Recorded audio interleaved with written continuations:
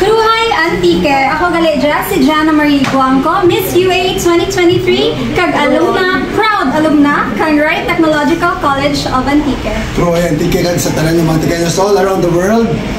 Salamat din sa paglantaw kang live kay I think may winner kita, no? Yes, medyo na kita, congratulations. Na-reveal rin nga, aside from being the Miss 2023, Miss UA 2023 mga sumanwa, training ko kaya. Yes po. You used to be the Miss, right? Right, yes po. 2017 or 2018, I think. Nakalipat na ako lang. Hindi nabi, almost 4. Pero ako personally, na-amaze ko. Ang mga reason nga nagtugi ko dyan. Yeah. Kay high-tech, aside sa high-tech, High-tech.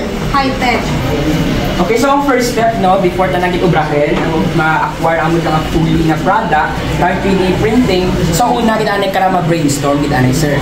Okay, ma-brainstorm, it needs 2 or more nga brains para maka-come up kang design. They were going to sketch first the design, siguro i-drawing ay nanda sa may papel or sa may band paper. So after na sketch, they were going to use an app to have the 3D model, 3D modeling using Tinkercad. And after na matapos kang 3D model, ma-layout sa ka-app, so they were going to have the slicing through Prusa app. And after that, sir, pwede na tayo ma-print using 3D printer model. So bale, so kung ano gid ang brainstorm, ano gid ang design kang estudyante, amo gid usually sir ang i-print ni 3D printer. And this the 3D printing and robotics program is only allotted for or integrated for sa selected strand, which is from ICT and STEM. Yes, kay, di ba ICT and STEM, sanda ang aligned ang process sa college sa mga technology, especially sa for very modern, tingit no, ang 3D printing. So, sunod, hindi ko magamit din ang nasanda nga, future workplace. This is the sample or finished product ito? Yes, amo siya sa sample or finished product nga na-undergo may 3D printing. So as you can see, iba-iba ng color because the different man like ang filaments ang naging gamit. Amazing! Yes. May blue, may red, may yellow. Actually, pwede ka print kang sangka human size kasi Yes. wala slice mo na tayo ng mga karama. Tapos ipang-assemble. Mga pera hours para matapos ang yakag ang this all. Ginobra natin niya sir part by part. So Part by part. gamay lang natin yung 3D printer, ginobra natin portion by portion. So depende sa kada man na, depende man sa kabaho na amura ang ano. Pero estimated, sir, mga grabe na talaga. To complete Siguro sir mga 1 week matapos. 1 week. And this one na. Sir tana. Siguro sir kung tuloy-tuloy tana sabay-sabay yung printer natin, pwede ra mga 3 to 4 days. 3 to 4 days. Okay, so medyo lawit na pero worth it man kung ako latan din. Ang waiting is the satisfying part. Yes. Kaya sino may expect mga manual na dyan sa Antique? We can make something like this. Kauna sa Japan ko lang yan makita, no? Yes. This 3D printing sa Japan nga. Yes. Now, it's here in Antique. Kaya, Kag spalahan pa, pwede pa may possibility nga matunan ka mga kabataan nyo, kay nablusan nyo, so what are you waiting for? Pa-enroll rin. So aside Ma'am Irish, no, sa ating nga computer lab na nag-contain ng ating robotics, pwede pa ako request nga malibot mo ako sa RightTech, kaya syempre na-itlaw ka na. Yes, ma'am. It would be my honor. Kita na nga ilagaw, ikaw balik yes, my Okay. right. Let's go! Okay, ma'am, welcome ma'am sa atin nga SMAU Laboratory or IT. Ano siya mga IT?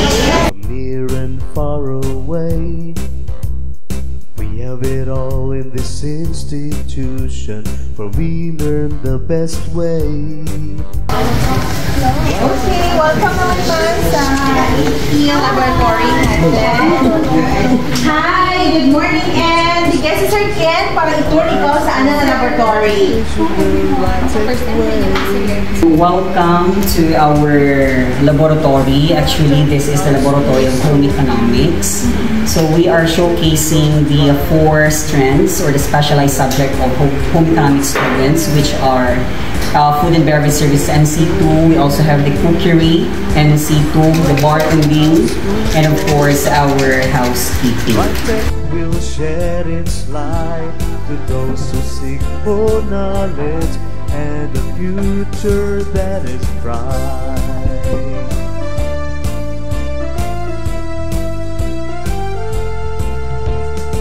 You've got a heart and character no other place can match. The shining stars are always there, consistent with every batch. I hope na nag-enjoy ito sa aming PHE laboratory. Nag-enjoy ka naman very much. So that's very good. So next stop would be the library. Towards a greater nation. Welcome sa ating library. Pagdala namin ma'am nga classrooms rin sa may right are fully air-conditioned. Makabigit, tanghit nga ina-experience at right now. Nangga, basta may gusto ikaw nga i-shout out. Pwede nyo kita naman shout out. Go ahead. Shout out kay ininyo, shout out sa friends ko. Thank you. And the future that is bright. Every Saturday, ma'am, we are conducting students orientation sa mga incoming malalaman mga students. So right after the orientation, pinapafit namin sa nakang school uniform para nga mag-start din ka ng school year, naka-wear na din sa nakang complete school uniform. So school uniform, and this is their PE uniform. Yes, ma'am. Both rasan na ma'am for free. For free? Yes! No, for free. So, experience na ako before ang fitting. Pero naman yung time, ang PE uniform is color blue. Yes. It's very eye-opening. Kag daw, makambal kagit nga wow namin. Kasi nakadya kag very proud. Kita ko nga naging alma mater ko ang RightTech, of course. Sa dyan, kita ko happy. Kita ko for the opportunity. Kag wala kita ko nag-regret nga nag-regret ako kanina. Okay, so, number 1, facilities, sir. And ang facilities ka to medyo limited lang. Siyempre kayo nag-rant pa before ang RightTech. Limited pang andang facilities, but right now, dumahambal ko rin nga, hindi yun mayawa ng estudyante because ang facilities complete and advanced at that. Patas kayo na sa robotics kito. So, very advanced kita talaga. So, I'm very happy about it. Nahangis, kita ko sir, actually wala ta idea, kita ko nga pag-abot ko may amo galing ka dya, bit ko ma-visit lang pagkita ko sa RightTech, pero kang na-introduce ko kang new thing man, which is robotic. First time ko man na robotics, first time ko makakita ang 3D printer sa bilog ko nga kabuhi, and very, it's a first for me, and very honored kita ko sa experience. Yes, ma'am. So, pwede ikaw, medyo stress ikaw sa imo nga atag, pwede ikaw magpaliwaliwa rin sa dyan nga part. Yes. So, dahil may amuman ka dyan. And ang ating mga tables and chairs here, pwede gamitan ka ating mga students mag-review kung may break, break time na. This year, open man sa gihaban na ating junior high school, which may entrance exam lang ka na ang junior high school. Yung mga incoming grade 7 pala, Sir How. And sa senior high school Montana, we have 2 tracks with the 3 strands each track. Ang academic track, we have STEM, which is amudang bago na sir nga strand. Kag second year din ni STEM kadya nga incoming school year. We have also the UMS or Humanities and Social Sciences and the ABM or Accountancy and Business Management. And namin manangaman may ABM because may integration sa tanang kang samka qualification ni TESDA, which is the bookkeeping NC3. So, namigit siya once nga may assessment ang mga bata nga available nga pwede na i-take. So, mag-graduate na sa senior high school may NC na sanda. So, very good gid nga pwede na gamitan mag-apply if ever nga ang option na later after senior high school is mag-work. ICT naman, we have integrated 3 qualifications from TESDA, which are Animation NC2, Computer System Servicing NC2, Visual Graphic NC3, and that 3D printing and robotics.